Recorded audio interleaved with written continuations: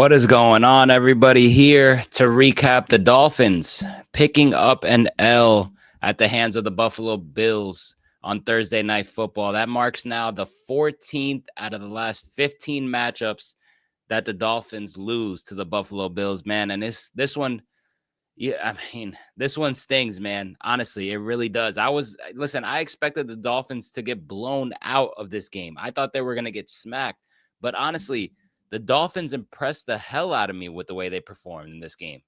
To be honest with you, from the jump, first of all, scoring on that opening drive, I thought it was an excellent drive called by Mike McDaniel. You saw a lot of the things that I've been dying for this team to do in order for this team to be successful. What is that? First of all, running the football and sticking to the run game. You saw a mixture of Devon Achane and Ollie Gordon, a guy who only had one carry for 8 yards just last week. Mike McDaniel was able to get him the ball, ultimately leading to him being the one to score the touchdown. You saw 3rd-and-1 conversions by Ollie Gordon numerous of times throughout this game. You saw Tua throwing outside the numbers to Tyreek Hill and to Jalen Waddle throughout the game. You saw some play action there. Tua rolling out. I love to see that as well. And then you also saw a sprinkle of Malik Washington with a lot of different creativity, with some jet sweeps in there, some quick passes, and you got Malik Washington involved.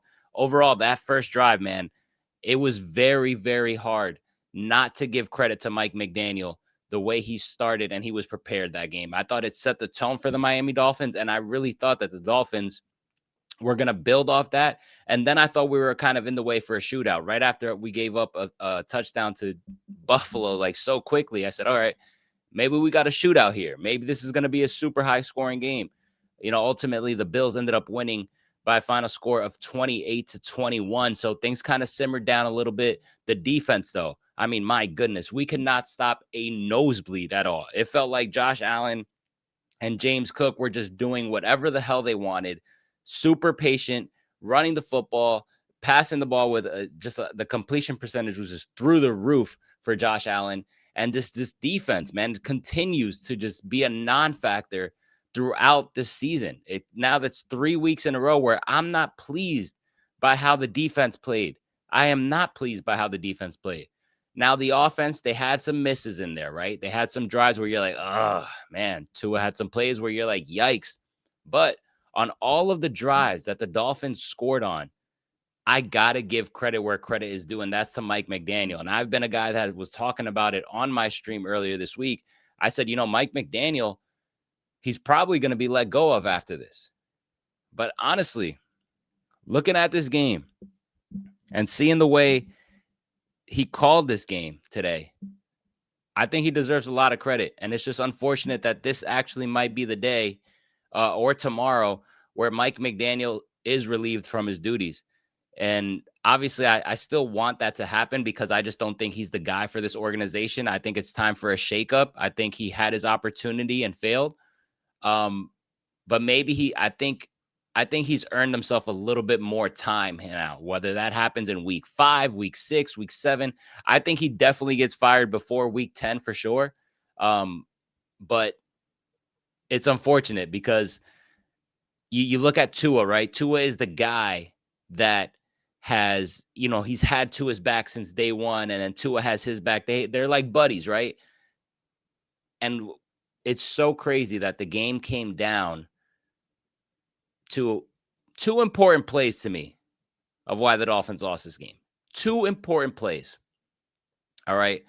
And I also want to give a shout out, like I mentioned again, to Mike McDaniel running the football more, because on all the drives we scored, it led with running the football, throwing outside the numbers, and it goes back to just running the football because it opens up so many things for our passing game, by the way. I'm going to tell you where I think the Dolphins lost this game. So you have a 21-21 ball game. Well, first of all, let's rewind it back. It's 21-14. We're losing here. We score a touchdown. Tua to Tyreek Hill. Finally saw that connection. Saw them shake hands. Saw Tyreek Hill backflip. And we had vibes of 2023 all over again for a little bit. Things felt good right there. You got a tie game 21-21 into the fourth quarter here. You get a 3 and out, which is awesome. Now we're starting to build something. Buffalo's about to punt the ball to us. Can you just imagine that momentum switch? You got First of all, a Tua to Tyreek connection. This is the game within the game. This is how I view things. To tie the game, stock up. 3 and out for the defense that's been struggling all night. That's another momentum shift. And now they're punting the ball, and you have the ball with like 8, 9, 10 minutes left in the fourth quarter. If you can get a long drive out of that, you're already feeling yourself because you scored previously. Your defense feels good. They have momentum. Could you imagine the Dolphins go down the field, score, put themselves up, and then the defense has to be the one to get the closeout to win the game? I think the Dolphins do that. But Zach Sealer runs into the punter, gets called back. Josh Allen gets another chance at it. First down, Bills score, and now the Dolphins are now asked to go tie the game now. Totally different mindset now. Now you're playing from behind with pressure at an all-time high on the road in Buffalo. 6 minutes left, where this team has shown, especially Tua, this season, that I don't know if I'm able to count on him delivering a game-winning drive or a game-tying drive. So he's put to the test. You have a nice little drive going for you. Really nice drive, actually. You're building some momentum, and then Tua throws the damn interception, which is, I mean, what he's done in last week against New England in a high-pressure situation. He did it so many times against the Indianapolis Colts, and now he did it in a crucial situation with the game on the line in Buffalo to potentially cost his head coach's job, Mike McDaniel. So how ironic that it's two captains of the team that you expect more of are probably going to be the reason why McDaniel loses his job. But most importantly, to me, it's why the Dolphins lost this football game today. It is unacceptable for Zach Sealer, a captain of this team who just got paid, to commit a stupid penalty like that, running into the punter when they're about to give us the ball away. In that situation, with the way the momentum would have shifted, absolutely unacceptable. And then Tua to go ahead and throw an interception with the game on the line. Yet again, it's a combination of things. It's just like, yo, and you two are captains? Come on, man. Come on, man.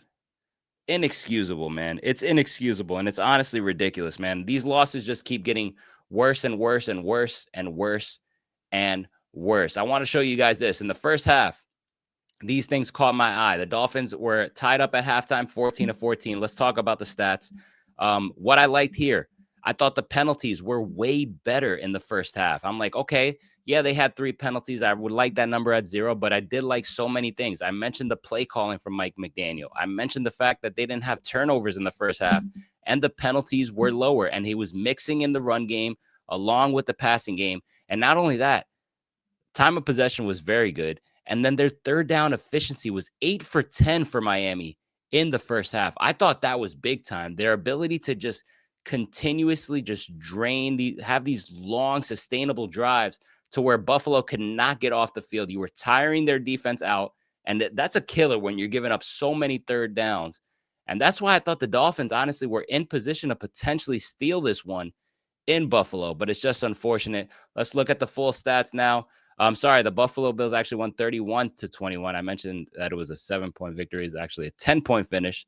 So the stats go off as this. Devon Achane, hell of a game today, of course, like always. 12 carries for 62 yards. And he also racked up 29 receiving yards as well.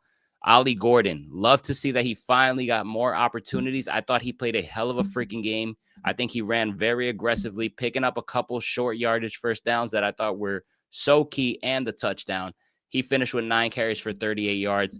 He definitely deserves a lot of credit. Tua, though, 23 for 35, 161 yards only, which is disappointing.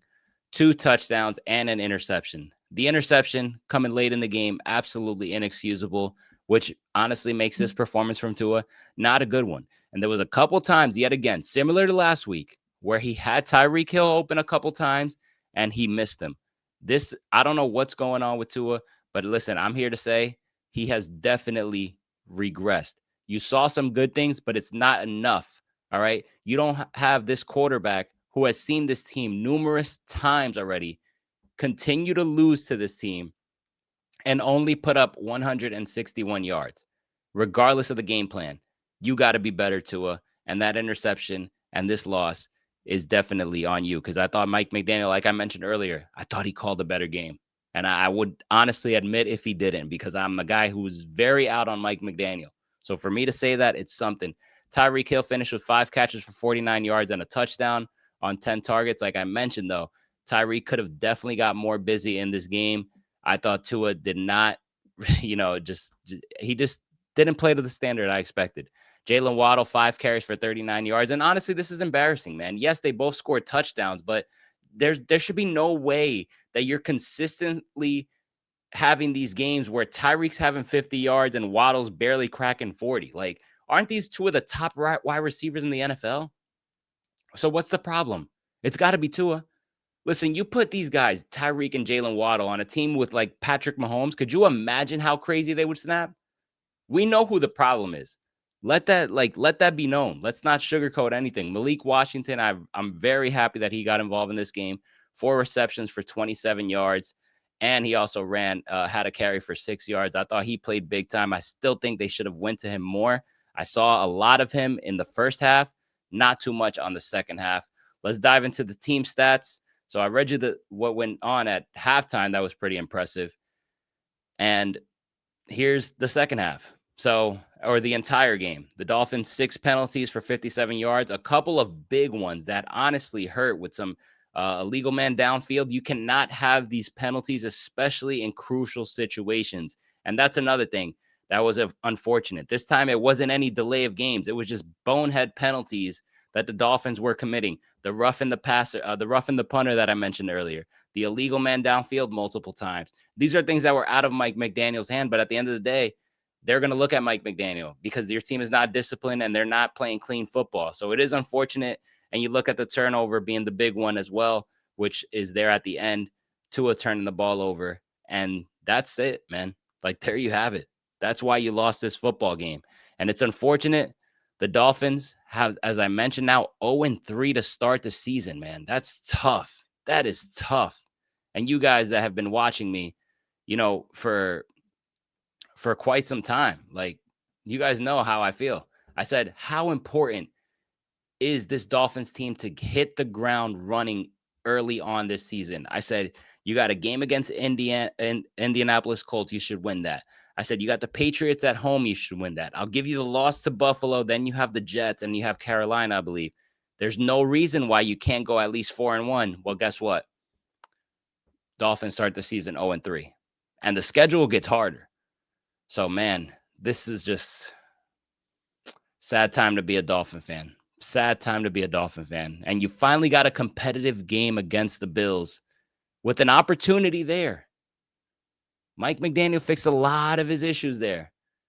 But at the end of the day, there's no moral victories in football. We're 0-3.